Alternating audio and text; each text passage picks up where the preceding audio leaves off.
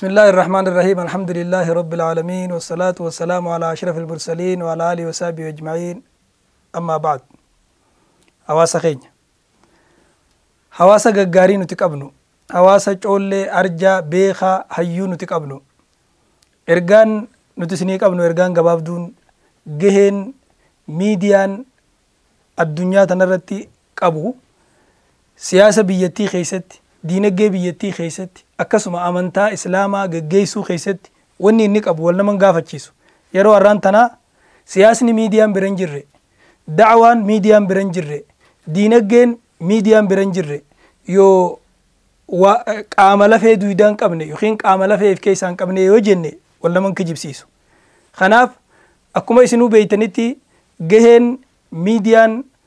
humna amantaa islaamaatiif tahaa jiru hangi inni babal'isaa jiru hangi inni amantaa nama hunda biraan gayaa jiru wal nama gaafachiisu waan kana ta'eef miidiyaa jabeessuun miidiyaa bira dhaabbachuun amantaa islaamaa bira dhaabbachuudha miidiyaaf gargaarsa kennuun amantaa islaamaatiif gargaarsa kennuudha da'waa keessatti hirmaachuudha da'waan akkuma afaaniin godhamtutti akkuma barruun godhamtutti harkirra guddaan 190 yeroo amma jirru kana miidiyaadhaan godhamaa jirti kanaaf xiqqoo qabdanirraa miidiyaaf gargaarsa ka gootan ergaa isinii dabarsuu barbaanna miidiyaalee islaamaa nuural hudaa akkasuma miidiyaa biraatiis miidiyaa cufaa'u akka bira dhaabbattan keessaa'u hawaasni keenya warri biyya alaa jiraattan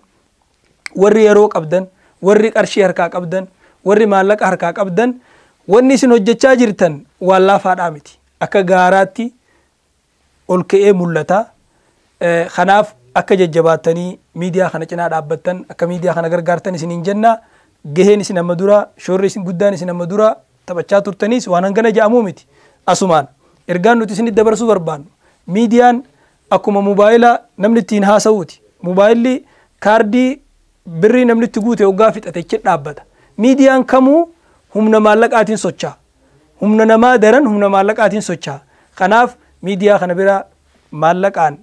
gargaarsaan keessa warri biyya alaa jiraattan guutuu alama addunyaa kanarra jiraattan karaan itti nama gargaaranis laafaadha karaa miseejiitiin gargaaruu dandeessan gargaarsa walii qabdanii waan takka kafaltii ji'aa kafaluun haa ta'u kaameeraa tokko bituufiin haa ta'u meeshaa tokko qopheessuufiin haa ta'u nama miidiyaa kanarra hojjetu tokkoof qabuun haa ta'u karaan itti isin gargaaruu dandeessaniin karaa bal'aa jira kanaaf warra miidiyaa nuural hudaa kana koree isaaniitii wajjin wal qunnamtanii gama barbaachisaa ta'e hundaan akka gargaarsa gootaniif isinii dhaamuun barbaada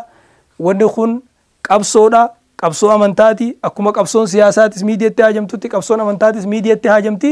arra namni miidiyaarraa duroomuu danda'u hin jiru humniti miidiyaa hin qabne humna hin jirre humna duute jechuudha kanaaf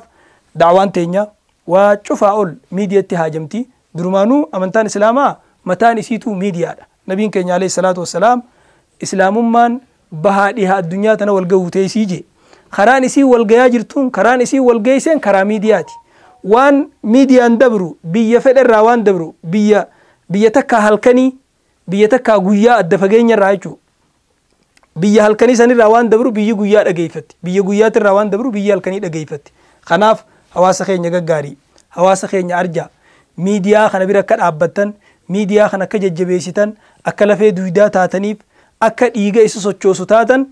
dargaggeessaaf dubartiif abbootiin qabeenyaa namni hin qabne illee xiqqoo qaburraa birrii takkaan gargaaruu dandeessanarraa miseejiidhaan jechuudha warri biyya keessa jirtanis akkasuma warri biyya alaa jirtanis awurooppaa ka jiru ameerikaa ka jiru akkasuma biyya arabaa ka jiru biyya kamuu ka jiru afrikaa keessa jiru illee hundi keessanuu gargaaruu dandeessanii miidiyaa keessan amantaa teessan da'waa teessan hin dagatinaa irraan fagaatinaa amaanaa rabbii isiniin jennaa galatoomaa ulfaadhaa. Assalaamu alaikum warahmatullahi wabarakatuh.